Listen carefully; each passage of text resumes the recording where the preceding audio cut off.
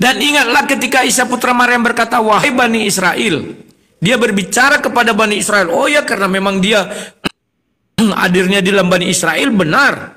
Kenapa demikian? Karena surat 3, surat 3 ayat berapa tadi? Ayat 164 mengatakan begini. Sungguh Allah telah memberi karunia kepada orang-orang yang beriman ketika Allah mengutus di antara mereka seorang rasul dari golongan mereka sendiri. Rasul itu tidak pernah dari golongan orang lain. Pahami dulu itu. Jadi Nabi Isa berbicara di depan kaum Bani Israel. Maka Nabi yang dimaksud itu harus datang dari golongan mereka sendiri. Allah yang membilang, kalian tidak pandai cara melihat isi Quran kalian sendiri. Kenapa? Sudah ditafsirin nukasir, buta, mati begitu dipaku. Top harus begitu. Enggak. Kalian bisa melihat kebenarannya, benar enggak? Surah 61 ayat 6 begitu, maka surah 3 ayat 64 tidak pernah Allah menyangkal ucapannya bahwa dikirim mengutus di antara mereka seorang rasul dari golongan mereka sendiri. Sekarang Muhammad dari golongan Israel enggak? Enggak kan? Dari golongan Arab. Jadi bukan dia yang dimaksud di situ. Itu saja susah kali kau menjelaskan. Oke, kemudian kau mengatakan terdapat di Taurat. Tahu enggak kau kitab Taurat itu apa? Kidung Agung bukan Taurat.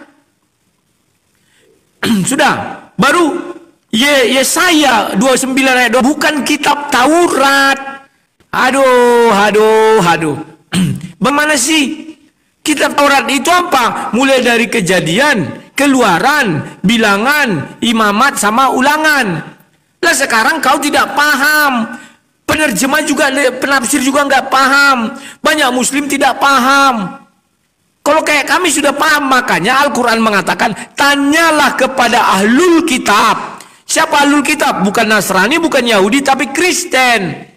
Karena Kristen yang membuat kitab ini menjadi sebuah buku di kanon. Pahami dulu. Biar kau paham. Oke. Kemudian, kamu mengatakan, wah, surah 96 itu ya, ayat 1-5. Bacalah. Apa yang mau dibaca Muhammad? Sementara bukunya belum ada. Lantas kalian menyimpulkan bahwa Muhammad jadi buta huruf. Bagaimana kalian bisa mengatakan Muhammad jadi buta huruf? Coba pakai pikiran kalian. Kalau kalian logis, ya nggak ada yang mau dibaca. Makanya dia tidak bisa membaca. Bacalah dengan menyebut nama Tuhan Allahmu. Dan di Al-Quran juga dikatakan Muhammad membaca lembaran-lembaran. Arti lembaran itu berupa buku. Hanya kalianlah yang suka Muhammad itu buta huruf. Saya sebagai Kristen tetap meyakini Nabi Muhammad itu adalah orang cerdas yang bisa baca tulis. Kenapa kalian bangga Muhammad jadi buta huruf? Kelawak. Ya. Nah, sekarang pertanyaanmu mengenai duduk di sebelah kanan. Sudah saya jawab dari tadi. Kalimat duduk di sebelah kanan itu artinya kedudukan yang tinggi. Kenapa dikatakan kedudukan yang tinggi? Karena itu tertulis di Yohanes 1 ayat 3. Segala sesuatu dijadikan loh. Tuhan Maha Pencipta yang menjadikan adalah firman, yang menghidupkan adalah roh. Jadi kami kalau ditanya mana yang Maha Kuasa, Allah Tritunggal. Gak bisa kami katakan Yesus Maha Kuasa, Bapa Maha Kuasa, Roh Maha Kuasa. Enggak, dia satu kesatuan. Allah Tritunggal, dari tadi sudah saya jelaskan. Dia tidak dikatakan Tuhan kalau tidak berfirman. Karena dia menjadikan segala sesuatu dengan firman. Dia tidak dikatakan Tuhan kalau tidak memiliki roh. Karena segala sesuatu dihidupkan oleh roh. Itulah sebabnya batu pun ada dibuat jadi Tuhan. Disujuti, dimuliakan. Karena padahal dia tidak bisa bicara. Kenapa dia tidak punya roh? Dia tidak bisa berfirman. Kenapa? Namanya batu. Maka dibuatlah karangan-karangan manusia. Bahwa suara Tuhan itu menggelegar kayak petir. Kalau ada orang mendengar gak sanggup. Kalahlah Tuhan dengan manusia. Manusia aja bisa mengecilkan volume suaranya. Masa Tuhan gak bisa mengecilkan volume suaranya? Baru dibuatlah Tuhan gak bisa ini, gak bisa ini, gak bisa ini. Ya kayak batu gak ada keinginan. Kalau Tuhan ingin makan bakso, apakah bisa? Bisa. Ada yang bisa melarang? Gak ada. Jadi jangan kalian batasi Tuhan. Ya dek. Terima kasih. Sekali lagi kita yang dirimu sekali, baru aku sekali. Oke. Karena ini sudah jam 10-an. Oke, jam 10-an. Mau jemput anak sekolah. Oke. Undang. Ya, ya, sabar. Mainkan.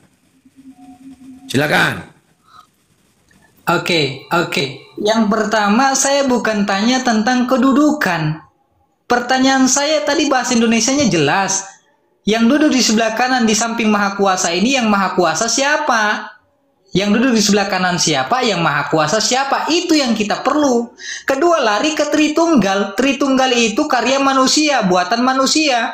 Makanya Yesus berkata dalam Matius 15 nomor 9, percuma Rudi Yohanes beribadah kepadaku, sedangkan konsep yang diikuti adalah konsep manusia, ajaran manusia. Karena yang mencetuskan tentang Tritunggal pertama kali adalah manusia, namanya Theophilus. Ketika di Antioquia pada tahun 170, lalu dipopulerkan oleh Athanasius, Martinus, diresmikan dalam konsili pertama, konsili kedua.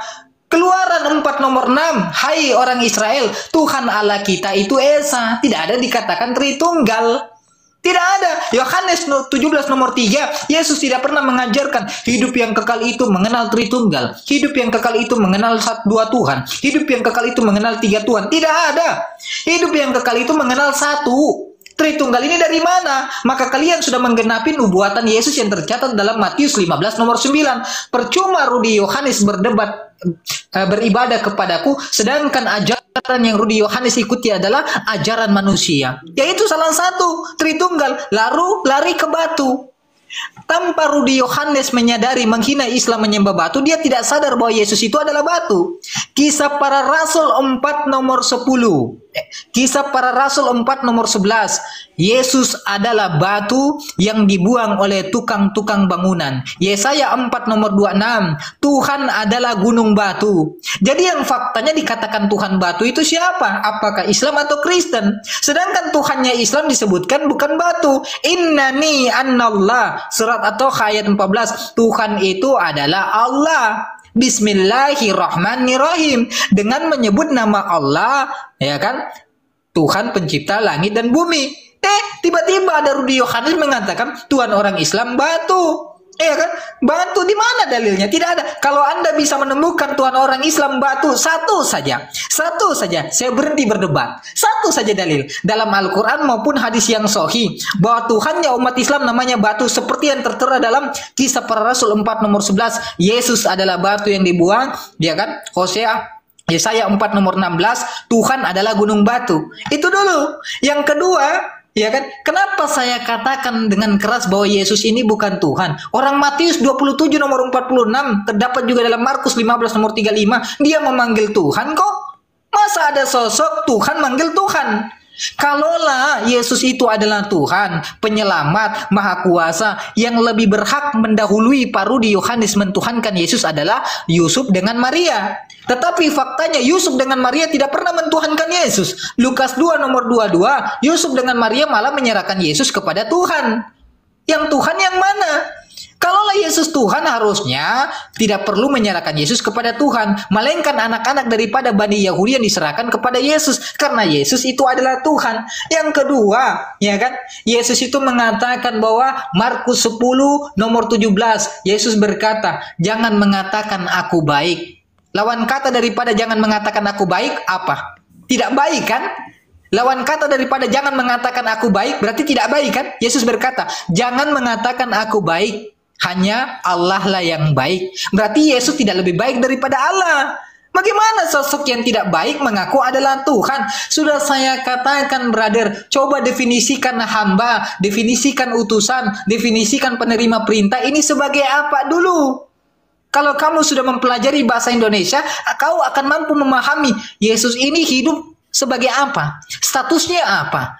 Kalau ada sosok yang memerintahkan dia, berarti dia bukan sosok yang memerintah, melainkan sosok yang diperintah. Kan Yohanes 12 nomor 49 jelas. Ya kan? Bapak yang memerintahkan aku, Bapak lebih besar daripada aku, Bapak lebih baik daripada aku duduk di sebelah kanan Bapak, Bapak lebih besar daripada aku tidak lebih besar daripada Bapak, Bapak yang lebih maha tahu daripada aku. Kenapa saya katakan itu? Karena Yesus yang memberikan pengakuan, ya kan? Dalam Matius 26 nomor 36. Hanyalah Bapa yang tahu tentang hari itu. Kalian tidak tahu, anak juga tidak tahu. Mana ada mengatakan Yesus dengan Bapa satu? Bapa tahu, Yesus tidak tahu. Satunya di mana? Satunya di mana? Ya kan? Kalau Anda mengatakan Yesus dengan Bapa satu, harusnya dua-dua tahu. Yesus tahu, Bapa juga tahu. Ini Yesus mengatakan dalam Matius 24 nomor 36, ya kan? Hanya Bapa yang tahu, anak tidak tahu. Selamat datang di kebenaran. Oke, terakhir aku ya, habis itu kita closing statement ya. Tapi tidak boleh nyebrang. Kapan lagi kita bahas tema tentang apa? Boleh Tritunggal silakan, atau siapa Tuhanmu nanti malam lah. Tentang Tritunggal ya? Bagus nih. Ya. Ya. Bukti-bukti ya. Makanya aku nggak bahas Tritunggal dulu kali ini ya, nggak bahas Tritunggal. Karena nanti malam. Oh, ya, oke. silakan. Ya, silakan. Matikan mic-nya. Ya, kawan-kawan. Nanti saya tidak membahas Tritunggal dulu. Tapi kami buat menjadi satu tema tersendiri mengenai Tritunggal. Oke? Ya. Saya membahas dulu Yohanes 17 ayat 3. Ini selalu dijadikan bahan oleh kawan-kawan muslim untuk menyangkal ketuhanan Yesus itu. Di situ justru Yesus mengatakan dia Tuhan. Bahwa mereka mengenal engkau satu-satunya Allah yang benar. Carikan saya di Al-Quran, ada nggak kalimat seperti itu? Kenapa kalian selalu mengatakan Tuhannya Yesus adalah Allah? Carilah. Ada nggak dikatakan aku adalah satu-satunya Allah yang benar? Enggak. Tapi yang ada apa? Surah Al-An'am 108. Ada sesembahan lain yang diakuinya. Paham nggak kau? Jangan memaki sesembahan lain selain aku, yang selain daripada Allah. Berarti ada sesembahan lain. Paham nggak? Jadi Yohanes 17 ayat 14 itu di mana penjelasannya? Yohanes 14 ayat 6. Akulah jalan dan kebenaran dan hidup. Hanya Yesuslah yang berani mengatakan satu-satunya. Dia adalah kebenaran. Saya sudah baca Bible kami, tidak ada yang mengatakan kayak Musa, aku adalah kebenaran. Tidak ada Musa mengomongkan itu. Jadi hanya Yesuslah satu-satunya kebenaran, tidak ada yang lain. Artinya dia mau mengatakan Allah yang Esa yang kau dengar itu, kau kenal itu aku adalah aku. Kemudian kau baca Matius 4 ketika bertemu sama iblis. Sujudlah hanya kepada Allah semata katanya. Artinya Yesus menyuruh iblis sujud kepada dia. Kenapa? Karena dia adalah Tuhan. Ayo kawan-kawan penutup, kasih mawar 5 biar kita gibal dia. Karena Yesus adalah Tuhan. Dari mana? Kan Lukas 11 itu tadi. Lukas 2 ayat 11. Akulah Tuhan. Tidak ada Allah. Yesaya 43 ayat 11. Akulah Tuhan. Tidak ada Tuhan selain aku. Juru selamat selain aku. Maka Lukas 2 ayat 11 telah lahir bagimu juru selamat. Ya, penutup kawan kali 3 nih sayang. Ya. Jadi itu harus kau pahami bahwa Yesus mau mengatakan aku adalah Tuhan, tapi dengan cara yang tersirat, bukan tersurat langsung. Kalau yang tersurat langsung Yohanes 13 ayat 13. Katamu aku guru dan Tuhan. Benar. Lanjut. Sekarang kau tanya, mana yang lebih kuasa? Kan sudah kujawab berkali-kali. Yang duduk di sebelah kanan kah? Ataukah Bapa itu? Kan sudah kujelaskan. Kalimat duduk di situ bukan duduk kita berdampingan. Karena Stefanus pun melihat. Dia melihat dalam roh dan kebenaran. Barang siapa melihat Allah, dia akan binasa. Mana bisa dia melihat Allah itu duduk bersampingan diri? Dia akan binasa. Paham nggak kau? Jadi itu kalimat yang namanya kalimat figuratif atau perumpamaan, ya. Itu yang harus kau pahami. Kemudian mengenai jangan kau mengatakan aku baik, bukan berarti Yesus jahat. Pahami dulu kalimat. Kalau aku katakan, jangan kau katakan aku baik. Maksudnya apa? Allah saja katanya kan yang maha baik. Jadi maksudnya Yesus bukan berarti dia jahat. Contoh ketika aku mengatakan sama kau, jangan kau katakan aku baik. Aku berkeinginan orang lain yang mengatakan aku baik. Kan bisa. Hanya kepada kau ku katakan itu. Paham nggak kau? Bukan berarti aku adalah penjahat. Bukan begitu. Ya. Kemudian kawan-kawan, mengenai jalan ke sorga, nanti ini bagus juga dibahas ya. Karena saya akan membuktikan bahwa Muhammad itu tidak akan pernah sampai ke sorga. Kalau dia betul-betul ke sorga dan dilindungi Allah SWT, hari ini dia sudah di langit. Kenapa dia masih ditanam di dalam bumi, di Arab Saudi? Sementara yang ke langit itu nabi-nabi Israel atau keturunan nabi-nabi terdahulu, ya. Itu harus kau pahami. Lantas dibuatlah cerita Isra dan Mi'raj. Bagaimana kau membuktikan kebenarannya? Oh, hadis menceritakan Baginda Rasul bertemu dengan para pedagang. Kemudian ketika esok harinya atau apa ditanya, kalian kan bukankah kalian lewat dari gurun ini? Itu adalah memang jadwal saudagar. Ada enggak saudagar itu mengatakan, oh iya kami melihat kau di langit? Enggak ada. Itu cara berpikir mengenai kebenaran. Menggali kebenaran itu enggak bisa pakai kacamata kuda. Lurus saja begini, enggak. Setiap kalimat kau perhatikan. Ada enggak para saudagar itu mengatakan, oh iya kami melihat kau di langit beserta seekor burak, digambarkan buraknya begini begono. Ada enggak? Kan enggak ada. Belum lagi dikatakan dia memimpin sholat. Bagaimana roh-roh itu datang untuk bersolat? Padahal kebangkitan belum ada dalam Islam. Ya, terima kasih. Oke, penutup aku dulu ya, baru kau nanti ya. Nah, silakan. Halo. Closing statement. Ya, kita nggak usah nyebrang ya, karena kita sudah paparkan semua. Tunggu muncul ya. Ya, Closing pencet. statement. Siap. Tunggu dulu. Ini closing statement pencet. kan? Iya. Atau Aku dulu baru kau ya. Lanjut lagi kita. Malam nanti lah atau sore, karena aku mau jemput anak sekolah. Oh, malam lagi. Oke, malam deh. Ya, oke. Terima. Oke, terima kasih kepada apologet muda.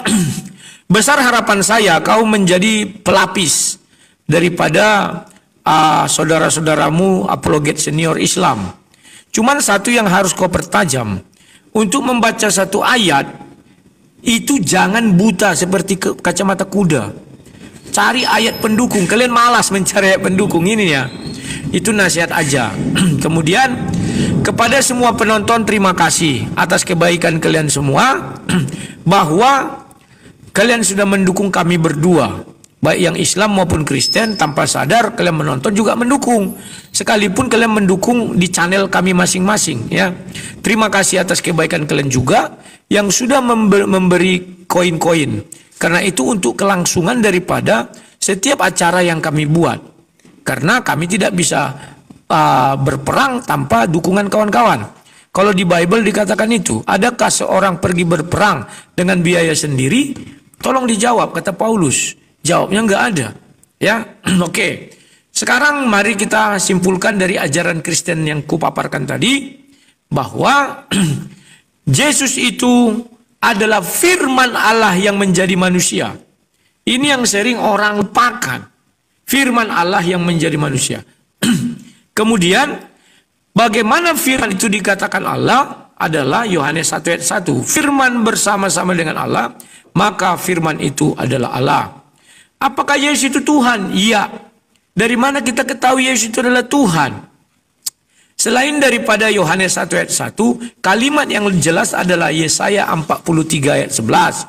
Akulah Tuhan. Tidak ada yang juru selamat selain aku. Kemudian di Lukas 2 ayat 11 juga dikatakan, telah lahir bagimu juru selamat di kota Daud. Jadi bukan saya menyembah Yesus, perintahnya dari mana? Dari Yesaya 43 ayat 11. Saya nggak punya perintah lain selain itu. Ya. Jadi pahami kawan-kawan, kalau ada pertanyaan begitu, mana ada perintah Tuhan untuk menyembah Yesus? Ada. Yesaya 43 ayat 11 merujuk kepada Lukas 2 ayat 11, maka kita merujuklah kepada Keluaran atau Ulangan 5 ayat 9 sampai 20 itu, mulai ayat 1 lah ya. Jadi Tuhan itu memang disembah. Kemudian mana pernyataan Yesus yang mengatakan dia adalah Tuhan? Kalian baca baik-baik di Matius 4 ketika dia bersama iblis itu, apa dibilangnya? Hanya kepada Allah saja engkau sujud menyembah, sebab ada tertulis. Artinya Yesus mau mengatakan kau sujud kepadaku, makanya iblis lari. Kan iblis meminta Yesus sujud kepada dia. Tapi Yesus mengatakan hanya kepada Allah saja kau sujud. Artinya Yesus menyuruh kau sujud hanya kepadaku. Kenapa demikian? Karena Lukas 2 ayat 11. Bahwa Yesus adalah Tuhan, juru selamat. Maka iblis lari. Ya. Nah, jadi semua yang tidak mau sujud kepada Yesus itu adalah pengikut iblis. Merujuk kepada Matius 4. Ya kawan-kawan ya. Nah, kemudian kalau dikatakan Tuhan itu bagaimana sih, mana yang lebih kuasa? Yesus, Roh Kudus atau firman? Alkitab dengan jelas mengatakan Tuhan tidak dikatakan Tuhan apabila dia tidak dalam wujud roh. Apabila dia tidak memiliki roh. Karena Yohanes 6 ayat 63 menjelaskan rohlah yang menghidupkan. Kemudian Tuhan tidak dikatakan Tuhan apabila dia tidak berfirman. Karena Yohanes 1 ayat 3 menjelaskan segala sesuatu dijadikan oleh firman. Sang pencipta itu Tuhan, tapi Tuhan menjadikan segala sesuatu dengan firman. Dan Tuhan itu bisa berfirman karena ada roh. Itulah namanya Tritunggal. Tapi itu nanti menjadi bahasan kami, bisa dipilih Tritunggal ataukah jalan menuju sorga ya, atau keselamatan atau bagaimana. Itu yang menarik. Nah, di dalam Bible juga dikatakan Yesuslah nanti yang menjadi hakim. Karena Yesus adalah hakim, maka kami harus tunduk kepada perintah hakim. Kami tidak akan tunduk kepada perintah jongos. Orang dia hakim. Bila perlu kami sogok, tapi kami tidak mampu menyogoknya dengan kebaikan. Jadi dengan apa kami menuju surga? Ini pembukaan juga untuk nanti malam ya. Dengan kasih karunia, gak ada kata lain, gak ada.